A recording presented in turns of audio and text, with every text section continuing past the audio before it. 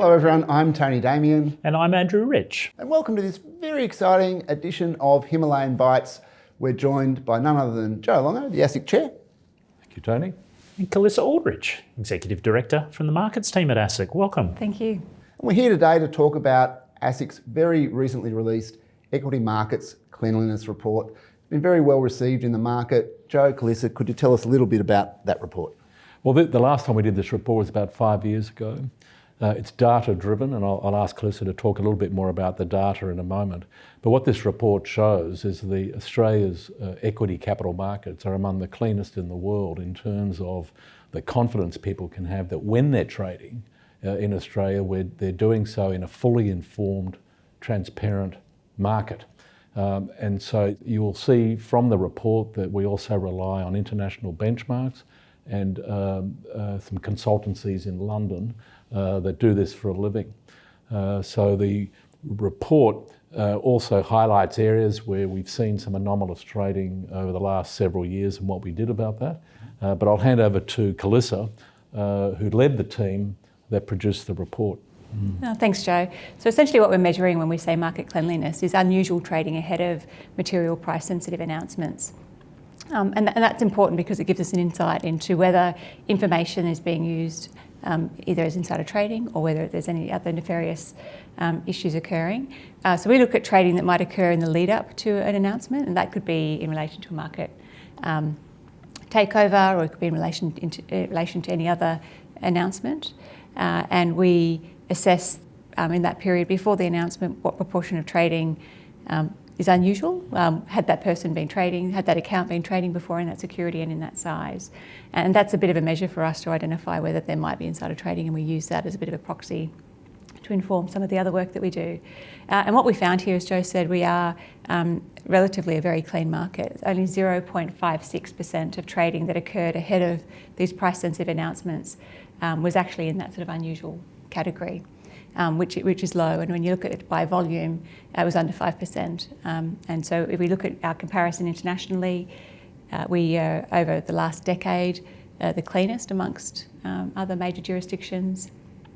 And if we compare them to a couple of jurisdictions like the US and the UK, for example, over 50% cleaner in that, based on that measure by Intralink. So this is a good story for Australia, for businesses raising capital in Australia, and for investors who are investing here in Australia.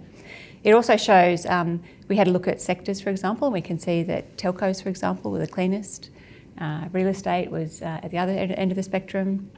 And M&A announcements more generally are not quite as clean as some of the other announcements.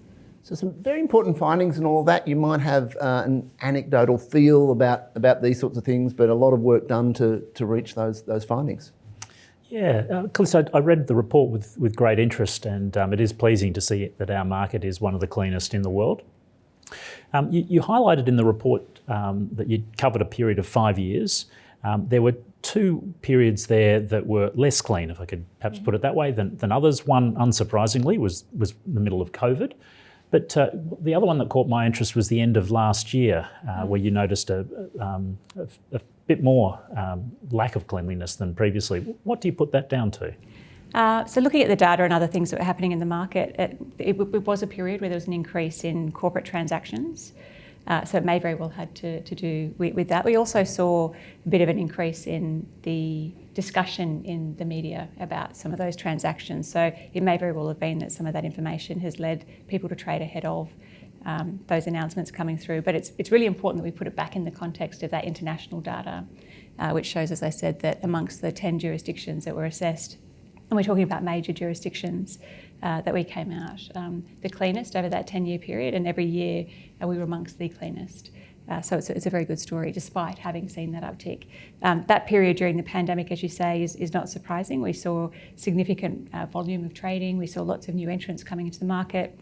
And there's even a component of the way that we measure cleanliness when we're looking at unusual trading ahead of an announcement. That includes accounts that haven't traded in that security before. And so when we had this big influx of retail investors trading for the first time in some of these securities, it's not a surprise that we saw that influx. And Calissa, that accounts-based approach is innovative in and of itself.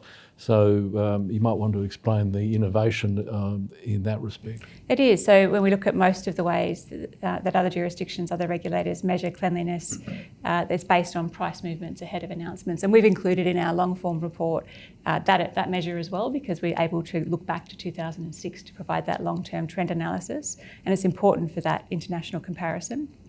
But we have a benefit being the real-time market surveillance authority, meaning we have all orders, all trades, and we're able to look into every account and assess what they're doing ahead of these announcements. So it gives us quite a unique insight. No measure is going to be perfect, but we think it's a more robust measure, and it shows a really good outcome, as I say, for the Australian market. And Calissa, what about the use of technology? What's changing? What's ASIC using these days to improve and hopefully continue Australia's status as a clean market? What are some of the things that you're doing?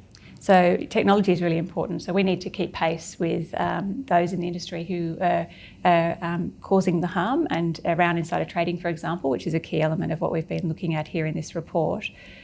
We see through different innovation around communication channels, for example, that information is immediately being destroyed or not recorded.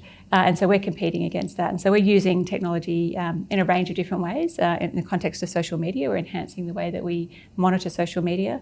We have a relatively new tool that we've developed that we call Artemis, which was award-winning. It won an APS award in 2023, and we use that to automatically, we describe hunt for insider trading, and it takes in data from ATO and data that we have and a range of other data sources and helps to map it back to the trading data, and we can see a range of networks, individuals, their families, where they work, their neighbours.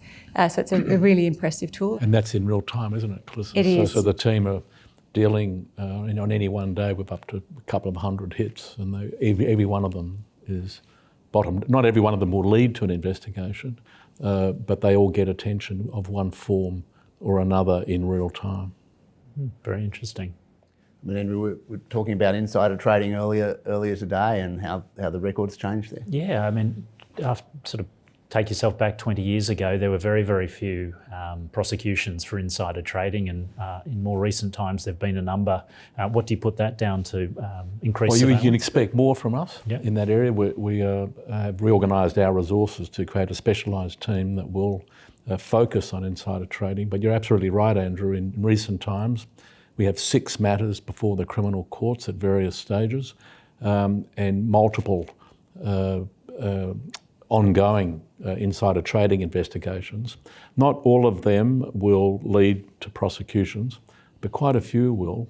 And as Calissa has explained, the technology and the way we are deploying our resources now, I think it is fair to say that our capability in this area is increasing. And Calissa, an interesting thing you mentioned that's in the report, and I found quite a challenging one, is the role of social media, so-called financial influencers, and that seems like a tough area because everyone's always on the screens and typing stuff out. How does ASIC think about that? What is ASIC sort of looking to do in that space? Yeah, so we've actually already done quite a bit of work on influencers. So during the pandemic, we saw, as I said, a really significant influx of retail investors to the market. The biggest influx that I can record in the whole time that I've been in financial markets. And they were information hungry. So we have all these new investors who are used to using social media and other avenues to get information. And there were a range of influencers who are out there providing insights, with advice, making recommendations, referring to different offerings, quite often unlicensed or without the necessary credentials to be providing that information. So we, after having done a range of surveillance on some of the influencers, we ended up issuing an information sheet, just clarifying what are the expectations, how does the law apply. There was no new law required, there was no change to the law, but it was important to emphasise how the existing law applies in those circumstances. And what we've seen as a result of the engagement that we've had and the info sheet is that there's been a decline in the number of influencers that are talking about financial products and the types of information that we were looking at. We've had more coming forward and seeking licences or operating as corporate authorised reps. as Calissa said, we go into the market, we do the surveillance, but what you should expect from ASIC is, in most circumstances, is that we will then take court action. And so in the same week we released the market cleanliness report. We laid pump and dump charges the day before. Sort of a related problem where people go online in a chat room, talk up the stock, people believe that story, and then, in the classic manner, dump it. Calissa, you might want to talk about the innovation of where we actually were in that chat room in real time. Yeah, so this is, if you turn your mind back to probably some of the international events that you may be aware of, potentially more so than the Australian events, where around the meme stock craze, GameStop was playing out in the US. We had a version of that in Australia, and a range of social media chat rooms were established. We had a multi-pronged approach where we could see that this activity was playing out. It was impacting share prices. We're working with the stock exchange to very quickly pause trading in those securities, working with participants to identify those clients and have those client accounts closed down. But the innovation was, for the first time, ASIC was actively participating in those chat rooms to warn the members of the chat rooms that this is illegal activity. And then after having issued those warnings, working with the social media platform, in this case Telegram, to shut down that channel, and then we did it again. And that in itself got a lot of attention, that the fact that we were in there doing it, and it really did change the behaviour, and we were able to pretty quickly get on top of the pump and dump activity that we were seeing in our market. Yeah, constantly evolving area. Yes. Yeah, I suspect that sort of innovation and that sort of activity, will become known, and I suspect that'll be quite effective to future chat room users doing those sorts of things.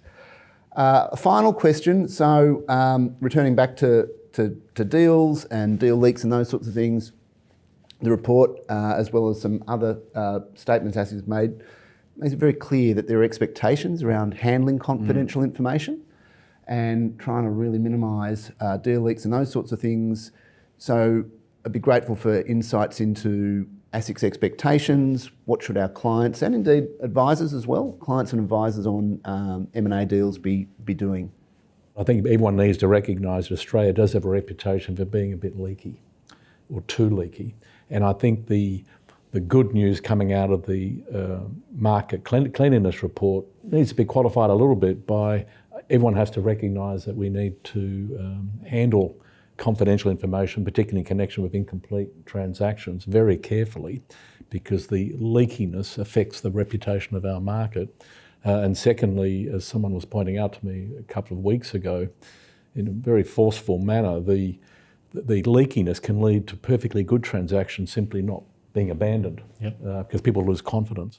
So on the surveillance side, actively identifying those transactions that are materially, where there have been those material leaks. And in the same way we review other forms of transactions in the market, engaging with the various players involved, checking to see how that information has been managed, the conflicts of interest, have there been appropriate arrangements around wall crossing, making sure that the information is being contained to those that it needs to be contained to. And so these are very sort of basic expectations that everybody operating in this ecosystem. So it's not just the investment banks or the advisors, it's the corporates, it's the law firms and others that are involved who need to make sure they're doing everything they can to protect this really important confidential information. And the most important reminder, I think, is just think very, very carefully about how widely that information is shared. The best controls in the world, if you have, especially when we're talking about M&A deals, which can take some time to execute, so you've got a period of time, you've got a media that's very interested in knowing about this information. We're a relatively small market. There's a range of reasons why this information is especially of interest. That just contain the number of people who know about it as tightly as you can. Yeah, and ASIC's key objective is a properly informed market, and the leakiness and the way that's dealt with either in the media or anywhere else sort of undermines that objective of a properly informed market, because that's what leads obviously to people having confidence that the transactions they're doing are being executed properly, and they can have confidence that they're not being misled. Yeah, thank you very much. I do encourage everyone to read it. It is a really, really good piece of work. We look forward to you joining us on the next episode of Himalayan Bites.